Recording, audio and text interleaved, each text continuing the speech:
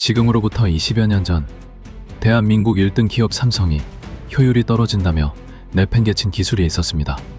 거대한 함대였던 삼성에게 그것은 그저 스쳐 지나가는 낙엽에 불과했을지 모릅니다. 하지만 모두가 폐기물이라 부르며 외면할 때 그 버려진 가능성을 주워 담아 자신의 운명을 건 남자가 있었습니다. 삼성조차 돈이 안 된다며 내버려둔 낡은 기술로 세계 1등 일본의 철옹성을 깨부수고 끝내 대한민국을 배터리 최강국으로 끌어올린 역전의 드라마. 거인에게는 사소했던 그 작은 씨앗이 한 무모한 회계사의 손에서 어떻게 거대한 제국으로 자라났을까요?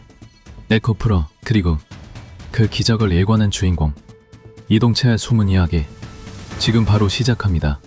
1959년 경북 포항의 가난한 집안에서 8남매 중 귀한 외아들로 이동채가 태어납니다. 어느 날 집 앞을 지나던 오순이 어린 그를 보더니 예언 한마디를 던집니다. 장차 나라를 호령할 장군이 될 상이로다. 그 한마디에 소녀는 삼국지와 수호지를 탐독하며 진짜 장군이 되기로 결심합니다. 하지만 소년이 마주한 전장은 책 속이 아닌 비참한 현실이었습니다. 진학을 앞둔 어느 날이었습니다. 등록금 몇 푼을 구하기 위해 이 집 저 집 고개를 숙이며 구걸하듯 돈을 빌리러 다니던 어머니의 굽은 긴 모습을 소녀는 보고야 맙니다. 그 처절한 광경을 목격한 소녀는 쏟아지는 눈물을 닦으며 가슴 깊이 새로운 결심을 새깁니다. 다시는 우리 어머니가 돈 앞에 고개 숙이게 하지 않겠다. 소녀는 장군의 꿈을 접었습니다. 부자가 되고 싶었지만 방법을 가르쳐주는 사람은 아무도 없었습니다. 그저 은행원이 최고라는 어른들의 말 한마디에 이동채는 자신의 운명을 걸고 무작정 대구 상업고등학교를 선택했습니다. 가난을 벗어날 수만 있다면 그것이 어떤 길인지 따질 여유조차 없었던 것입니다. 1977년 이동채는 고등학교 졸업과 동시에 주택은행 대구지점에 입사합니다. 낮에는 은행 업무를 보고 밤에는 영남대학교 경영학과 야간 수업을 들으며 7년 동안 일과 학업을 끈기 있게 병행합니다. 1983년 마침내 대학 졸업장을 얻었지만 현실적인 한계에 부딪히고 맙니다. 당시 은행 인사 규정상 고졸로 들어온 사원은 대학을 졸업해도 대졸 직급으로 승진할 수 없었기 때문입니다. 그는 이러한 차별을 해결하고 대졸 학력을 온전히 인정받기 위해 안정적인 은행에 과감히 사표를 던집니다. 1983년 이동채는 하반기 삼성그룹 공채 24기에 응시해 삼성물산에 합격합니다. 대한민국 1등 기업 삼성의 대졸 사원이 되어 원하던 처우를 보장받았지만 그는 불과 6개월 만에 다시 사표를 냅니다. 단순히 직원에 머물기보다 자본의 흐름을 직접 다루는 회계사가 되기로 결심한 것이었습니다. 1984년 제22회 공인회계사 시험에 합격한 그는 당시 업계에서 포린펌이라 불리며 최고의 위상을 떨치던 산동회계법인에 입사하게 됩니다. 이후 약 6년의 시간 동안 그는 대우그룹을 비롯한 국내 굴지 대기업들의 외부 감사를 담당하며 기업의 재무제표를 정밀하게 분석합니다. 기업의 자본이 어떻게 움직이는지, 그리고 어떤 시스템으로 조직을 관리하는지 그 경영의 실체를 장부를 통해 실무적으로 체득하게 된 것입니다. 이후 자신의 이름을 내건 이동채 회계사무소를 열어 9년간 승승장구합니다. 안산 포항의 빌딩과 토지까지 소유하며 그는 누구나 부러워하는 막대한 부를 손에 쥐었습니다. 하지만 제조업을 향한 열망은 잔혹한 독배가 되어 돌아왔습니다. 친척의 모피 사업에 전 재산을 쏟아부었지만 1997년 대한민국을 집어삼킨 IMF라는 거대한 파도는 그가 일군 모든 것을 단숨에 쓸어가 버렸습니다. 살던 집마저 경매로 넘어가자 평생 일궈온 모든 꿈이 파산이라는 두 글자로 무너져 내렸습니다. 그 밑바닥에서 마주한 서초동의 빛바랜 다방구석에서 그는 피눈물을 흘리며 자신의 실패를 처절하게 해부하기 시작합니다. 그리고 다시는 패배하지 않을 세 가지 생존 법칙을 가슴에 새깁니다.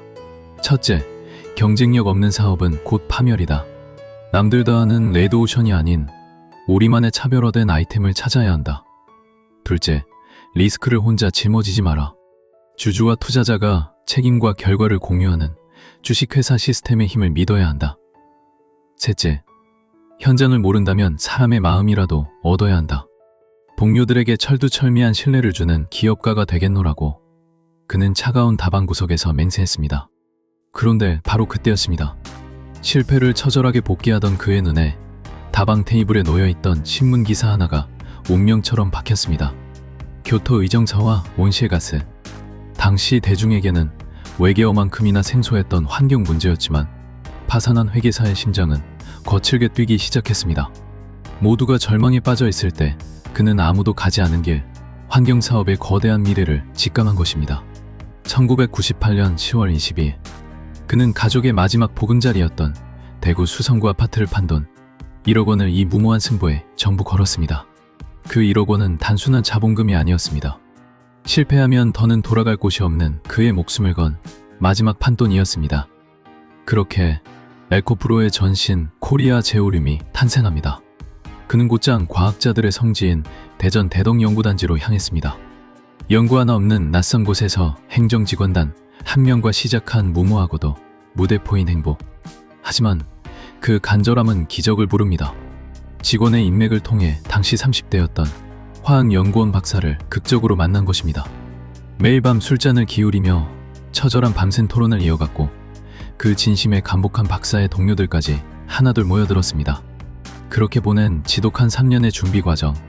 제조업을 전혀 모르던 회계사는 기름냄새 진동하는 현장의 언어를 밑바닥부터 배우며 일본의 철옹성을 무너뜨릴 날카로운 칼날을 갈고 있었습니다. 이동채가 선택한 운명의 첫 번째 전장. 그것은 일본 기업들이 독점하고 있던 환경 소재, 제오라이트 시장이었습니다. 미세한 구멍이 뚫린 다공성 광물인 제오라이트는 냄새를 제거하거나 습기를 흡수하는 흡착제, 그리고 화학 반응을 돕는 촉매제로 쓰이는 핵심 소재입니다. 당시 한국 기업들은 기술력 부족으로 인해 이 가루를 전량 일본에서 비싼 값에 수입해 쓰고 있었습니다. 이동채는 과거 삼성맨으로 몸담았던 짧은 인연을 집요하게 파고들었습니다.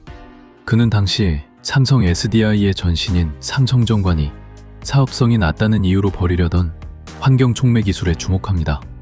가진 돈은 아파트를 판 단돈 1억 원뿐. 하지만 이동채는 회계사 특유의 치밀한 협상력을 발휘하기 시작합니다. 당장 거액의 기술료를 지불하는 대신 향후 매출이 발생할 때마다 수익을 나누는 로열티 방식의 계약을 이끌어낸 것입니다. 돈 대신 미래를 약속하고 삼성이 포기한 기술을 손에 넣은 그는 당시 구조조정 대상이었던 삼성 출신 전문 연구원 2명을 전격 영입하며 제조업의 뼈대를 세웁니다. 이동채와 여직원 그리고 연구원 2명을 포함한 4명의 결사대. 이들이 단칸방 사무실에서 시작한 것은 대한민국 소재 산업의 운명을 바꿀 거대한 도박이었습니다. 좁은 실험실에서 이동채는 연구진과 함께 밤낮 없이 매달렸습니다. 철옹성 같던 일본산 제품의 원가를 낱낱이 해체하고 공정을 처음부터 다시 설계하는 고난도의 국산화 작업.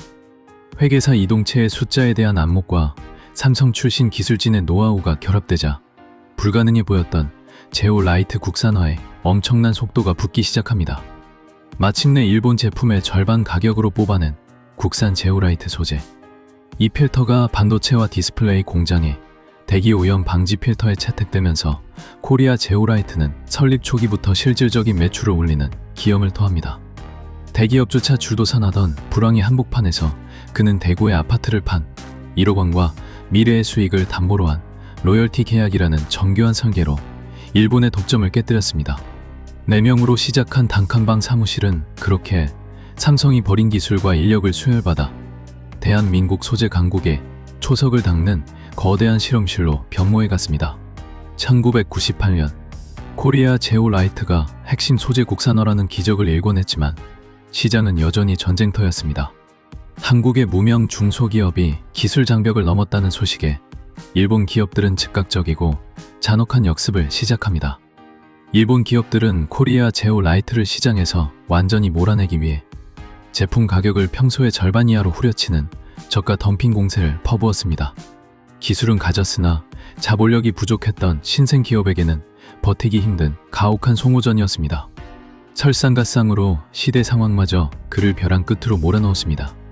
2000년대 초반 화려했던 벤처 거품이 순식간에 꺼지자 세상은 벤처기업을 사기꾼 집단으로 취급하기 시작했습니다.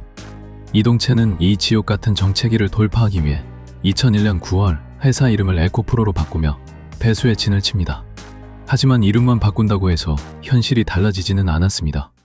번듯한 회계사 자리를 내던진 남편을 이해할 수 없었던 아내는 주변에 남편이 여전히 회계사 일을 한다고 말하며 소가리를 했습니다. 이동채 역시 아내의 기대를 저버릴 수 없어 사업가라는 말 대신 공인회계사라는 명함을 한동안 들고 다녀야만 했습니다. 자금난을 해결하기 위해 찾아간 산업은행에서도 그는 차가운 현실을 마주합니다. 대한민국 최고의 회계사 출신이라며 재무제표를 들이밀었지만 은행의 대답은 냉담할 뿐이었습니다. 담보도 없고 실적도 없는 벤처기업에 빌려줄 돈은 없다는 것이었습니다. 창고에는 재고만 쌓여갔고 직원의 월급을 줄 돈조차 없었습니다. 결국 이동채는 막다른 골목에서 사채업자를 찾아가게 됩니다. 아파트 판 돈 1억 원은 이미 바닥난 지 오래였습니다.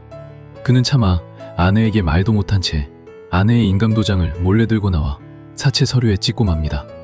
대한민국 자본주의의 심장부에 서 있던 회계사가 사채업자 앞에서 아내의 도장을 찍으며 목숨을 건 마지막 도박을 시작한 것입니다. 제오 라이트라는 하얀 가루에 전 재산과 가족의 운명까지 걸었던 이 처절한 사투는 에코프로가 거대한 기업으로 성장하기 전 반드시 지나야 했던 가장 어둡고 긴 터널이었습니다. 사채업자에게 아내의 인감도장까지 맡기며 벼랑 끝에서 버티던 이동채에게 2002년 마침내 반전의 기회가 찾아오게 됩니다. 당시 국내 대형 반도체 기업은 생산 라인의 수율을 결정짓는 핵심 부품인 케미컬 필터의 일본 의존도를 낮추기 위해 국산 제품을 절실히 찾고 있었습니다. 제오 라이트라는 하얀 가루 소재에 매달려온 이동채에게는 결코 놓칠 수 없는 전장이었습니다. 케미컬 필터는 일반 대기오염 필터와 달리 반도체 클린룸 안에 미세한 가스까지 분자 단위로 걸러내야 하는 고난도의 기술이 필요했습니다. 일본 기업들이 에코프로를 고사시키기 위해 가격 덤핑을 퍼붓고 있었지만 역설적으로 그 공세가 에코프로의 기술력을 증명하는 기회가 되었습니다. 반도체 라인에서 진행된 일본 제품과의 비교 테스트에서 에코프로의 필터는 모두의 예상을 깨뜨리고 맙니다. 단순히 가격만 싼 것이 아니었습니다. 일본산 제품이 놓치던 미세한 오염 물질까지 완벽하게 정화해내는 압도적인 성능을 증명한 것입니다. 회계사 시절 1등 기업의 공정을 낱낱이 분석했던 이동채의 안목과 삼성 출신 기술진의 집념이 만들어낸 기적이었습니다. 이 테스트의 성공으로 에코프로는 대규모 수주를 따내며 2003년 매출 67억 원을 달성합니다. 창업 초기와 비교해 2배 이상의 폭발적인 성장이었습니다. 그리고 이듬해인 2004년 마침내 연매출 100억 원의 고지를 밟으며 완벽한 흑자 전환에 성공합니다. 사채업자에게 빌린 원금과 이자를 모두 갚고도 연구 개발에 다시 투자할 수 있는 자금이 통장에 쌓이기 시작했습니다. 아파트 판 돈 1억 원으로 시작해 사채의 칼날 앞까지 갔던 이동채가 제조업자로서 거둔 첫 번째 대승리였습니다. 이 수주를 기점으로 에코프로의 위상은 완전히 달라집니다. 벤처는 사기꾼이라던 세상의 시선은 기술 혁신 기업이라는 찬사로 바뀌었고 남편이 회계사인 줄로만 알았던 아내에게도 마침내 당당한 기업가로서 진실을 고백할 수 있게 되었습니다. 2004년 이동채는 삼성으로부터 운명적인 제안을 받습니다. 산업자원부가 주관한 차세대 고용량 2차 전지형 양극 소재 개발 국책과제에 삼성 SDI 제일모직과 함께 파트너로 참여해달라는 요청이었습니다. 당시 에코프로의 역할은 양극재의 뼈대가 되는 핵심 중간 원료인 전구체를 개발하는 것이었습니다. 대기업인 제일모직이 최종 제품인 양극 활물질을 만들면 중소기업인 에코프로가 그 원료를 공급하는 정교한 협력 구조였습니다. 하지만 전기차라는 단어조차 생소했던 시절 2차 전지, 소재 개발의 기술적 난이도는 상상을 초월했습니다. 전기차 시장은 너무나 먼 미래의 이야기였고 기술적 한계에 부딪힐 때마다 수익성은 불투명해졌습니다. 결국 2006년 삼성그룹 내부에서 사업 구조 조정에 칼바람이 불기 시작합니다. 전자재료 사업의 수익성을 검토하던 제일모직은 양극재 사업이 당장 돈이 되지 않는다고 판단해 철수를 결정합니다. 대기업조차 포기한 이 뜨거운 감자를 이동채는 결코 놓치지 않았습니다. 2006년 10월 이동채는 제일모직의 양극재 사업 부분 일체를 인수하기로 계약합니다. 당시 에코프로의 연간 매출액은 225억 원 수준이었습니다. 그런 회사가 무려 100억 원이라는 거금을 들여 설비와 사업권 일체를 사들이는 것은 그야말로 회사의 운명을 건 단판 승부였습니다. 주변에서는 대기업도 손을 뗀 사업에 매출의 절반을 쏟아붓는 그를 보며 무모한 도박이라며 비아냥거렸습니다. 2007년 4월 마침내 제일모직의 양극재 생산 라인이 에코프로의 펌으로 들어옵니다. 단순히 기계를 가져온 것이 아니었습니다. 이동체는 제일모직의 연구 인력과 기술 노하우를 통째로 흡수하며 전구체부터 양극재로 이어지는 통합 생산 시스템의 기초를 닦습니다. 회계사 시절 익힌 원가 구조에 대한 안목과 삼성의 정교한 기술력이 결합하자 에코프로는 단순한 환경 기업에서 에너지 소재 전문 기업으로 다시금 재탄생하게 됩니다. 2007년 7월 20일 에코프로는 마침내 코스닥 시장에 입성합니다. 회계사 출신 이동체가 설계한 이 상장의 시나리오는 참으로 정교했습니다. 상장의 문턱을 넘게 해준 것은 2006년 매출 225억 원, 영업이익 24억 원을 기록하며 시장 점유율 1위를 달리고 있던 환경사업부였습니다. 탄탄한 숫자로 안정성을 증명한 뒤 상장 직전인 2007년 4월에 양극재 사업을 인수하며 미래성장성이라는 강력한 날개를 단 것이었죠. 상장 당시 공모가는 9,000원이었습니다. 상장 초기 주가는 편경과 에너지라는 두 마리 토끼를 잡은 유망주로 평가받으며 큰 기대를 모았습니다. 하지만 시장의 환호는 오래가지 않았습니다. 진짜 지옥은 상장 1년 뒤인 2008년에 찾아왔습니다. 글로벌 금융 위기가 전 세계를 덮치자 코스닥 시장은 그야말로 초토화되었습니다. 에코프로의 주가 역시 공모가의 3분의 1 수준인 3,000원대까지 곤두박질치며 처참하게 무너졌습니다. 단순히 주가 하락만이 문제가 아니었습니다. 설상가상으로 2008년 8월 충북 오창의 핵심 생산 공장은 검은 연기에 휩싸이고 맙니다. 양극재를 굽던 소성로의 열기가 화마로 변해 공장 내부를 순식간에 집어삼킨 것입니다. 제일모직에서 간신히 공수해온 설비들은 흉측하게 비틀렸고 연구원들의 밤새니 기록된 데이터 시트들은 재가 되어 날아갔습니다. 납기 준수는커녕 당장 내일의 운영조차 불가능한 상태였습니다. 보험금 지급은 차일피일 미뤄졌고 납기일을 맞추지 못한 거래처들은 차갑게 등을 돌렸습니다. 폐업이라는 단어가 눈앞을 가로막던 절망의 순간 이동체는 무너진 공장 바닥에서 결단하게 됩니다. 기계는 탓해도 기술은 타지 않는다. 그는 남은 돈을 탈탈 털어 사채까지 끌었으며 오히려 새로운 연구 장비를 사들이고 연구 인력을 추가로 채용하는 파격적인 도박을 감행합니다. 하지만 상장사라는 이름표는 이동체에게 가혹한 족쇄가 되었습니다. 분기마다 실적을 공개해야 하는 상장사의 숙명 앞에 양극재 사업의 적자는 뼈아팠습니다. 환경사업에서 피땀 흘려 벌어들인 현금과 상장으로 확보한 자본금이 양극재라는 거대한 블랙홀 속으로 매달 수억 원씩 사라지는 것을 지켜보며 주주들은 결국 폭발하고 말았습니다. 회계사 출신 사장이 상장하자마자 주주들의 돈으로 위험한 도박을 한다. 비난이 쏟아졌습니다. 게시판은 사기꾼이라는 단어로 도배되었고 주주총회는 분노한 투자자들의 성토장이 되었습니다.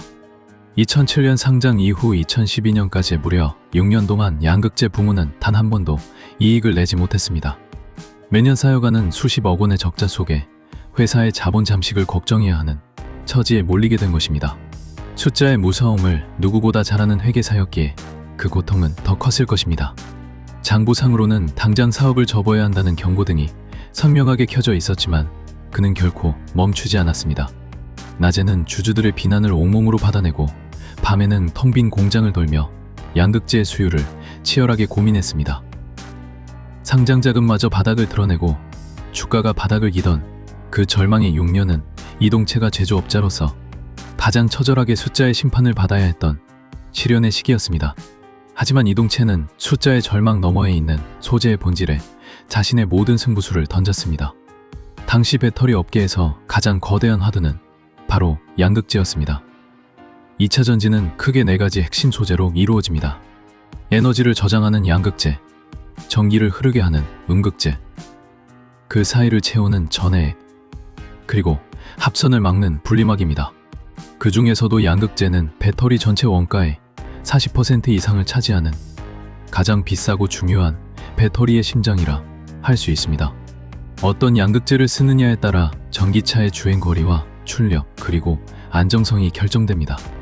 당시 글로벌 시장은 크게 세 갈래의 기술 전쟁터였습니다. 저렴한 가격을 무기로 한 중국 기업들의 LFP, 한국의 대기업들이 주력하던 NCN, 그리고 에너지 밀도가 가장 높지만 다루기 까다로운 NCA였습니다. 이동체가 선택한 길은 가장 험난한 NCA였습니다.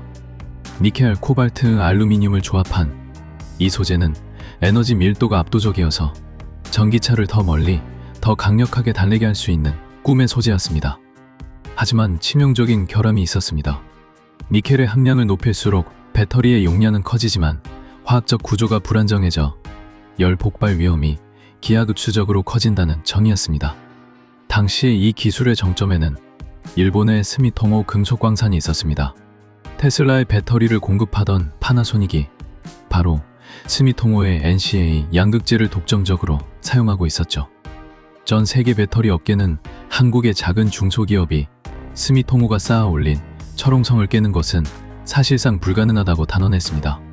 LG화학이나 SK이노베이션 같은 국내 거물들도 안정성이 높은 NCM에 집중할 때 이동체는 왜 성공 확률이 가장 낮은 NCA에 전 재산을 걸었을까요? 그것은 바로 회계사 특유의 원가 대비 효율에 대한 집착 때문이었습니다. 그는 미래의 전기차 시장이 주행 거리 전쟁터가 될 것임을 예견했습니다. 남들보다 큰 발 더 앞서가기 위해서는 니켈 함량을 80% 이상으로 끌어올리는 하이니켈 기술만이 유일한 정답이라고 확신했던 것입니다. 적자가 쌓여가는 6년의 시간 동안 에코프로의 실험실은 지옥과 같았습니다. 니켈 비중을 높일수록 소재는 공기 중의 수분과 반응해 변질되었고 공정은 번번이 실패로 돌아갔습니다. 하지만 이동체는 멈추지 않았습니다. 그는 오히려 더 거대한 도박을 준비하게 되는데 그것은 바로 양극재의 원료인 전구체부터 직접 만드는 수직 계열화였습니다. 당시 업계에서는 중소기업이 양극재 하나만 만들기도 벅찬데 그 원료까지 직접 만드는 것은 자살 행위라고 말했습니다. 하지만 이동체의 계산은 달랐습니다. 회계사 시절 1등 기업의 원가 구조를 낱낱이 파헤쳤던 그는 소재 자립 없이는 일본의 스미토모를 절대 이길 수 없음을 직감했던 것입니다. 문제는 자금이었습니다. 상장 당시 확보한 자금은 이미 양극재 적자를 메우는데 상당 부분 소진된 상태였습니다. 이때 이동체는 상장사 지위를 활용한 정교한 자본 조달에 나섭니다. 2011년 6월 그는 주주들에게 다시 손을 벌리는 대신 전문 투자 기관인 스틱 인베스트먼트로부터 300억 원 규모의 투자를 이끌어냅니다. 당시 에코프로는 적자 늪에서 허우적대던 유망주였지만 이동체는 배터리의 시대가 오면 수직 계열화를 완성한 기업이 시장을 지배할 것이라는 논리로 투자자들을 설득했습니다. 환경 사업에서 매년 벌어들이는 30억 원 규모의 영업이익은 이 위험한 도박을 지탱하는 든든한 캐시카우가 되어주었습니다. 상장으로 쌓은 신용과 환경 사업의 현금, 그리고 전략적 증자로 모은 자본을 투입해 그는 전구체와 양극재를 동시에 생산하는 대한민국 유일의 수직 계열화 기지를 차근차근 구축해 나갔습니다. 에코프로가 하이니켈 NCA에 사활을 거는 동안 글로벌 시장은 요동치고 있었습니다. 일본의 스미토모는 테슬라라는 거대한 우군을 등에 업고 양극재 시장의 제왕으로 군림했습니다. 그들은 기술 유출을 막기 위해 철저한 폐쇄 전략을 고수했고 한국 기업들에게 스미토모의 NCA는 결코 넘볼 수 없는 기술적 성역이었습니다. 국내 경쟁사들의 상황도 만만치 않았습니다. LG에너지의 솔루션의 전신인 LG화학은 니켈, 코발트, 망간을 섞은 NCM 방식에 집중하며 표준 전쟁을 벌이고 있었습니다. NCM은 비교적 안정적이었지만 전기차의 핵심인 주행거리 면에서는 NCA의 상대가 되지 않았습니다. LFP를 앞세운 중국의 공세와 NCM을 밀어붙이는 한국 대기업들 사이에서 에코프로는 전 세계에서 두 번째로 NCA 양극재를 상용화하겠다는 무모한 도전을 이어갔던 것입니다. 이동체는 단순히 일본 기술을 복제하는 것에 만족하지 않았습니다. 그는 회계사 시절 1등 기업의 재무제표를 보며 깨달았던 공정혁신의 원리를 소재 개발에 그대로 이식했습니다. 당시 배터리 종주국이었던 일본의 소니가 에코프로에 요구한 수치는 가혹하기 그지없었습니다. 하이니켈 소재의 치명적 결함인 잔류 리튬 함량을 기존 제품의 5분의 1 수준인 0.2% 이하로 낮춰오라는 것이었습니다. 잔류 리튬은 양극재 표면에 남아 배터리 팽창과 화재를 유발하는 시한폭탄과도 같습니다. 모두가 불가능하다고 고개를 저을 때 이동체는 누구도 흉내낼 수 없는 산소의 농도를 극도로 조절해 굽는 초상 기술과 찰나의 타이밍으로 불순물을 씻어내는 수세 공정을 마침내 완성해냈습니다. 이것은 에코프로의 주력 제품인 하이니켈 NCA 80% 양극 활물질의 탄생을 알리는 위대한 신호탄이었습니다. 그는 한 걸음 더 나아가 입자 내부와 외부의 농도를 다르게 설계해 안정성을 극대화하는 코어 쉘 그레디언트 기술을 상용화 공정에 전격 도입했습니다. 생산 단가를 획기적으로 낮추면서도 일본의 스미토모보다 뛰어난 열적 안정성을 확보한 에코프로만의 독보적인 하이니켈 양극재 제조 솔루션이 완성되는 순간이었습니다. 2012년 무렵 드디어 기적이 일어나기 시작했습니다. 실험실에서만 가능해 보였던 니켈 함량 80% 이상의 NCA 양극재가 실제 배터리에 적용 가능한 안정적인 수율로 쏟아져 나오기 시작한 것입니다. 상장 폐지 위기설이 돌고 주가가 바닥을 기던 그 절망의 끝에서 에코프로는 마침내 일본의 소니로부터 최종 품질 승인을 받으며 감격스러운 기술 자립을 선포합니다. 이 소식은 곧바로 국내 배터리 거물인 삼성 SDI의 움직임을 강력하게 끌어냈습니다. 당시 삼성은 전동 공구 시장의 폭발적인 성장에 대응하기 위해 고출력 NCA 양극재의 안정적인 공급처가 절실했습니다. 일본 스미토모에만 의존하던 삼성은 에코프로의 하이니켈 NCA 기술력을 확인한 뒤 파격적인 결단을 내리게 됩니다. 2013년 에코프로는 삼성 SDI의 핵심 협력사로 선정되며 본격적인 양산 공급에 돌입하게 됩니다. 숫자는 즉각적으로 반응했습니다. 양극재 사업 인수 후 6년 내내 적자에 허덕이며 매출 500억 원대에 머물던 에코프로의 실적은 삼성으로의 공급이 본격화된 2015년 매출 1,701억 원을 돌파하며 불과 3년 만에 340% 이상의 수직 상승을 기록하게 됩니다. 삼성은 에코프로의 기술력을 믿고 장기 공급을 약속했고 이 신뢰는 훗날 2023년 말 체결된 43조 8,700억 원 규모의 역대급 공급 계약으로 찬란한 열매를 맺게 됩니다. 이동체는 이에 화답하듯 세계 최대 규모의 NCA 생산 라인을 증설하며 보답했습니다. 아파트 판돈 1억 원으로 시작해 사채업자 앞에서 아내의 도장을 찍어야 했던 회계사 이동체는 이제 연매출 조 단위를 바라보는 제조업의 거인으로 우뚝 섰습니다. 하지만 이것은 단지 시작일 뿐이었습니다. 전동 공구를 넘어 전 세계 자동차 산업의 판도를 바꿀 전기차라는 거대한 파도가 밀려오고 있었기 때문입니다. 전기차 시장의 가파른 우상향 곡선 속에 2020년 2월 에코프로는 대한민국 배터리 역사의 한 획을 긋는 초대형 발표를 하게 됩니다. 삼성 SDI와 양극재 합작법인인 에코프로 EM을 설립하기로 한 것입니다. 에코프로 BM이 60%, 삼성 SDI가 40%를 출자한 이 합작사는 중소기업으로 시작한 소재사가 글로벌 대기업과 대등한 위치에서 손을 잡은 참으로 상징적인 사건이었습니다. 이동체는 포항 영일만 산업단지에 세계 최대 규모의 하이니켈 양극재 생산 기지인 캠6과 캠7 공장을 건설하며 압도적인 생산 능력을 확보합니다. 에코프로 EM에서 생산되는 양극재는 전량 삼성 SDI의 차세대 배터리인 젠5에 탑재되어 전 세계 전기차 시장으로 뻗어나갔습니다. 매출 1,700억 원의 중견기업은 어느덧 연 매출 1조 원의 벽을 허물며 대한민국을 대표하는 배터리 소재 기업으로 우뚝 서게 됩니다. 하지만 이 찬란한 영광이 채가 시기도 전인 2022년 1월 21일 충북 청주 오창배에 위치한 에코프로 BM CAM4 공장에서 거대한 폭발과 함께 화재가 발생하고 맙니다. 하이니켈 양극재는 제조 과정에서 산소 농도와 온도를 극도로 정밀하게 제어해야 하는 고난도 공정입니다. 당시 보일러실에서 시작된 불길은 순식간에 생산 라인을 덮쳤고 이 사고로 직원 1명이 목숨을 잃고 3명이 부상을 당하는 비극적인 참사가 벌어졌습니다. 이는 단순한 물적 피해를 넘어 전 세계 전기차 기업들의 NCM811을 공급하며 쌓아온 에코프로의 생산 신뢰도에 치명적인 균열을 낸 사건이었습니다. 재앙은 여기서 멈추지 않았습니다. 화재 발생 불과 닷새 뒤인 2022년 1월 26일 이동채를 향한 검찰의 수사 착수 소식이 보도되며 시장은 큰 경악에 빠집니다. 혐의는 미공개 정보를 이용한 내부자 거래였습니다.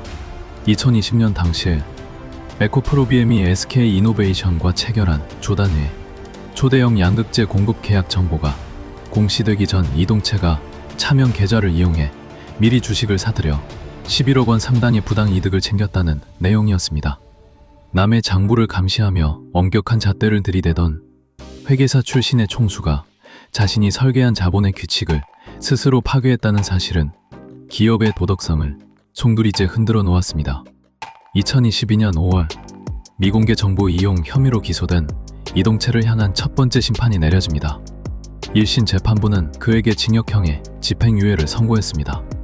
구속이라는 최악의 상황을 면한 이동채는 경영 일선을 지키며 에코프로의 폭발적인 성장을 진두지휘할 수 있게 되었습니다. 하지만 안도는 짧았습니다. 검찰의 항소로 이어진 2심 재판에서 사법부의 판단은 냉혹하게 뒤바뀌고 맙니다. 2023년 5월 11일 서울고등법원 항소심 재판부는 1심의 집행유예 판결을 파기하고 이동채에게 징역 2년과 벌금 22억 원을 선고하며 그를 현장에서 법정 구속합니다. 증거 인멸의 우려가 없더라도 도주 우려가 있다는 판사의 선고와 함께 배터리 제국을 건설한 황제는 수위를 입고 차가운 감옥에 갇히게 됩니다. 하지만 여기서 대한민국 주식 역사에 남을 기괴한 아이러니가 펼쳐집니다. 2023년 7월 24일 회장이 차가운 감옥에 갇힌 절체절명의 위기 속에서도 에코프로의 주가는 장중 150만 원을 돌파하며 전설적인 황제주의 탄생을 알립니다. 비록 훗날 5대1 액면 분할을 거치며 차트상의 숫자는 30만 원대로 수정되었지만 당시 시장이 목격했던 그 150만 원이라는 숫자는 그 자체로 하나의 광기 어린 현상이었습니다. 이 폭등의 배경에는 자본시장의 처절한 수싸움인 숏스퀴즈가 있었습니다. 주가 하락을 예상하고 주식을 빌려 팔았던 공매도 세력이 예상치 못한 주가 상승에 견디지 못하고 손실을 줄이기 위해 주식을 되사는 숏 커버링에 나섰고 이것이 다시 주가를 폭등시키는 악순환이 발생한 것입니다. 여기에 에코프로가 구축한 클로즈드 루프 시스템이라는 압도적인 수직 계열화 경쟁력이 투자자들의 맹목적인 신뢰를 이끌어냈습니다. 2023년 8월 18일 대법원은 이동채에게 징역 2년의 실형을 최종 확정합니다. 철창 안에 갇힌 황제는 자신의 부재 속에서 증명된 이 기이한 영광을 씁쓸하게 지켜봐야만 했습니다. 2024년 8월 광복절 특별 사면으로 복귀한 이동채가 마주한 세계는 이전의 장밋빛 낙원이 아니었습니다.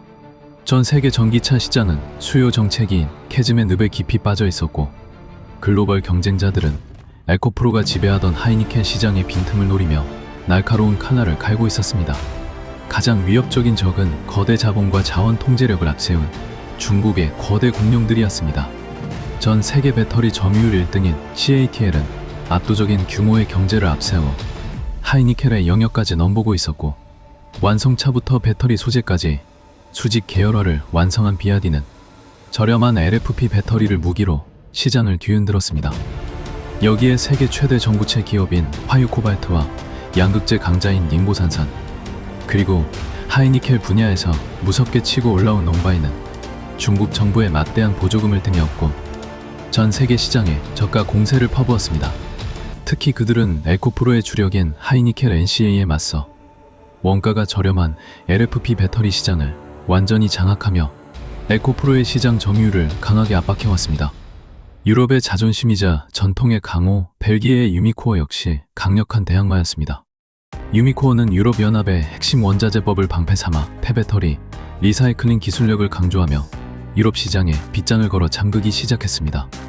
여기에 일본의 스미토모 금속광사는 테슬라와 파나소닉이라는 견고한 혈맹을 유지하며 하이니켈 NCA 시장에서 에코프로와 한치의 양보 없는 기술력 순위 다툼을 벌이고 있었습니다. 이동채가 복귀 후 마주한 가장 처절한 숫자는 다름 아닌 니켈과 리튬 가격의 급락이었습니다.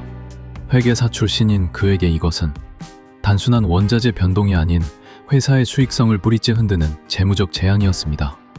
2022년과 2023년 공급망 불안으로 천정부지로 솟았던 니켈 가격은 2024년 이후 공급 과잉으로 인해 반토막이 나고 맙니다.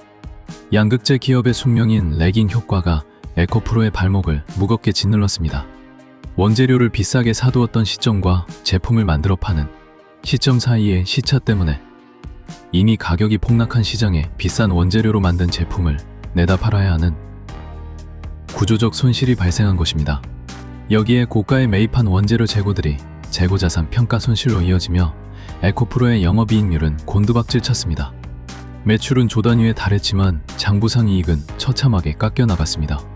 시장에서는 에코프로의 전성기는 끝났다는 비관론이 쏟아졌고 주가는 고점 대비 처참하게 밀려나게 됩니다.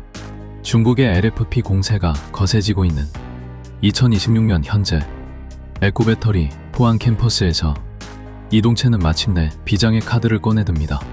바로 코발트가 전혀 들어가지 않은 고전한 미드니켈, 일명 NMX 양극재입니다.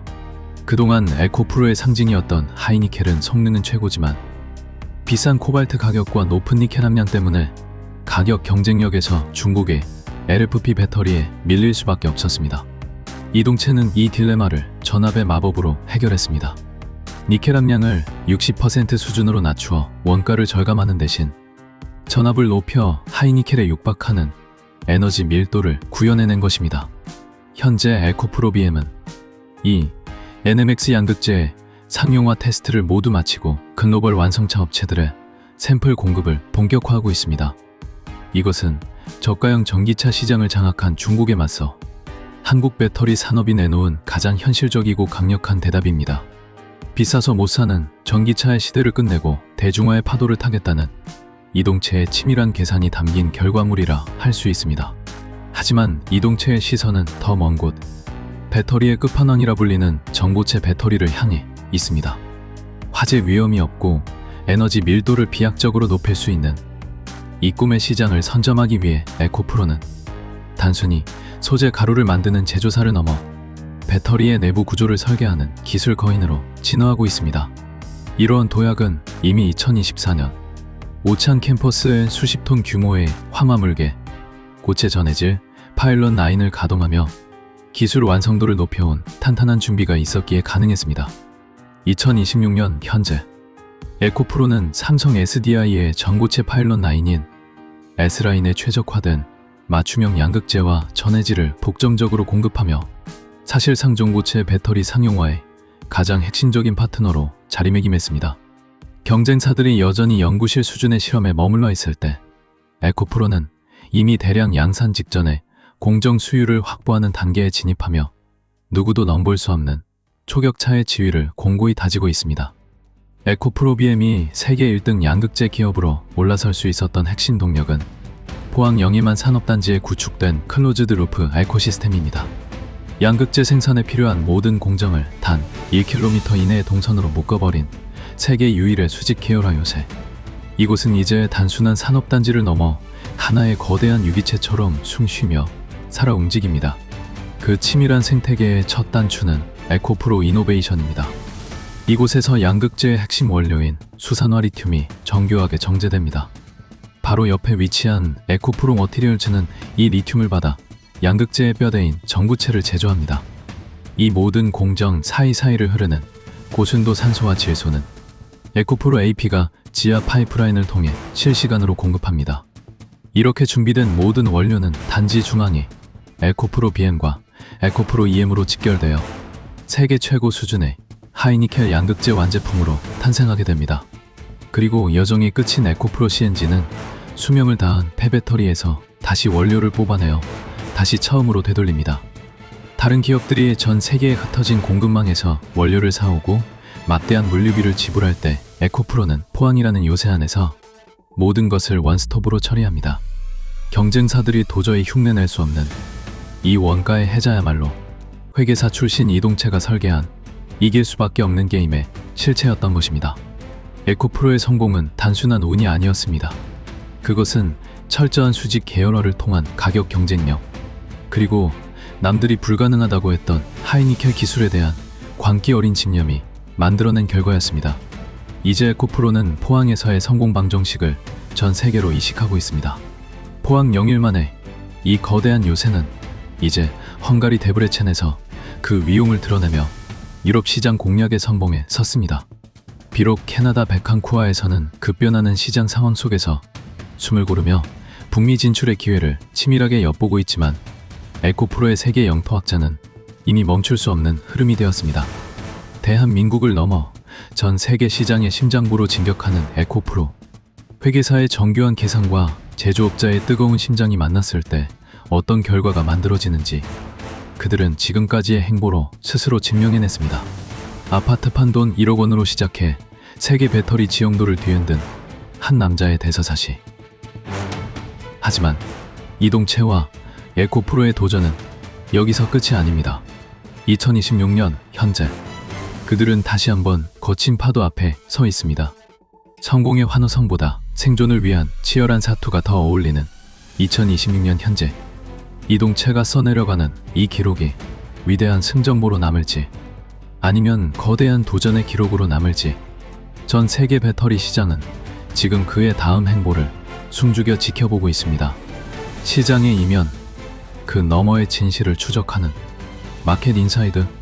오늘 에코프로의 대서사시가 여러분께 어떤 질문을 던졌나요? 여러분의 생각과 응원을 댓글로 남겨주십시오. 구독과 좋아요는 더 깊이 있는 통찰을 전하는 가장 큰 힘이 됩니다. 시청해주셔서 감사합니다.